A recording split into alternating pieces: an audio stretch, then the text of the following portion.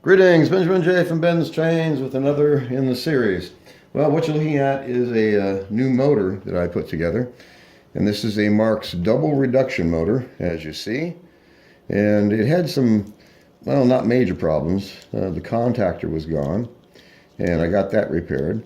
And it needed one drive wheel, which I fortunately had. And it was just completely filthy. It had been sitting for decades and decades. E-unit was completely dead. So I've done the bypass, as you see, and this motor is actually running quite well.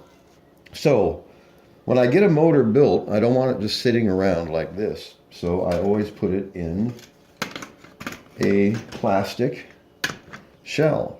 Unless if I have a metal shell, definitely it goes straight into a metal shell.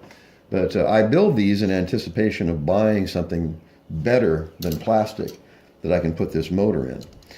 898 stamped engines, cast engines, it doesn't make any difference. And when you're dealing with a double reduction motor, you can put this in a 666. Even if you have the empty shell, you can still put it in a 666 just by turning this crossbar around backwards. It'll fit perfectly. So it's pretty much a universal motor. It'll fit on or in anything. So let's see, there's a 400 shell. Let's try putting it in a 490 and see if it fits in there fairly well. Whatever fits the best is where I leave it until I need it. And it gives you a chance to run it if you want to. And that just dropped right in there. So there's a double reduction motor in a Marx 490 shell. And I won't even put the screws in it yet. Let's go ahead and run this and see how it runs. Let's pan over here a bit. All right, let's see what this will do. So there's the 3000. It's got a double reduction motor. And since I had that out and was working on it, I figured I might as well fix this one as well. So let's hook this up, pulling 21 tin litho cars. So a double reduction motor mounted in a Marx 400 body, or 490 body, I think. Get this tripod out of the way.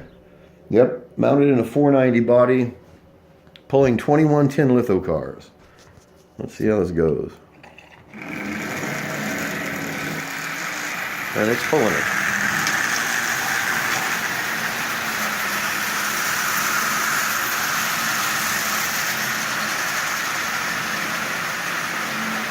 Even has a headlight.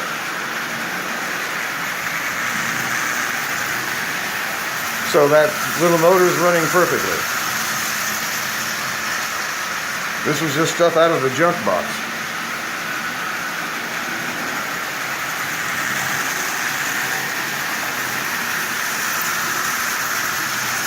So that's running really well.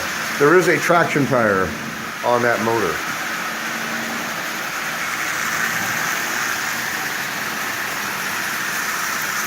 It's not very often you see a 490 with a double reduction motor, or a 490 pulling 21 tin litho cars for that matter.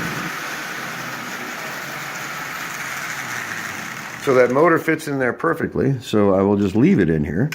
I'll go ahead and put the screws in and leave it mounted in here until a new metal engine comes along. And then I'll snag the motor out of this and put it in there, and then that's what I keep these bodies for. Is just places to park the motors and get everything out of the way so nothing's exposed, nothing gets damaged. You can play with them in the meantime, you can run them. But as soon as a better engine comes along, made of metal, whether it's pressed, whether it's cast, it doesn't make any difference. I'll pull this motor out, stick it directly in there, and just keep upgrading these. But in this case, a 490 that can pull 21 tin litho cars and is equipped with a double reduction motor. Now you don't see that very often on a 490. I mean, you really don't. But since it fits this body so well, I won't even bother with a 400. I'll just leave it in here, and the screw holes are already lined up.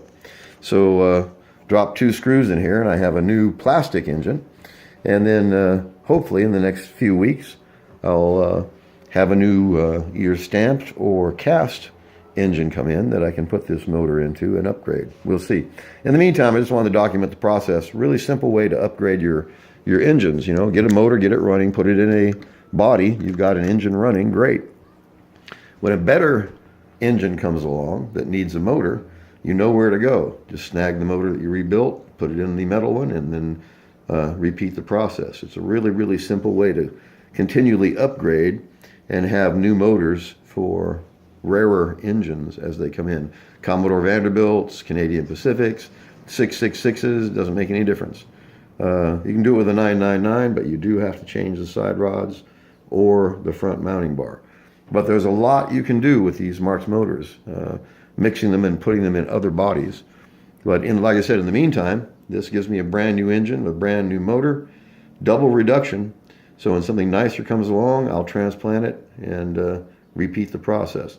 So I just want to do a quick video on this. As always, if you have any questions, feel free to drop me an email, BENZTRAINZ@gmail.com. And as always, thank you for watching.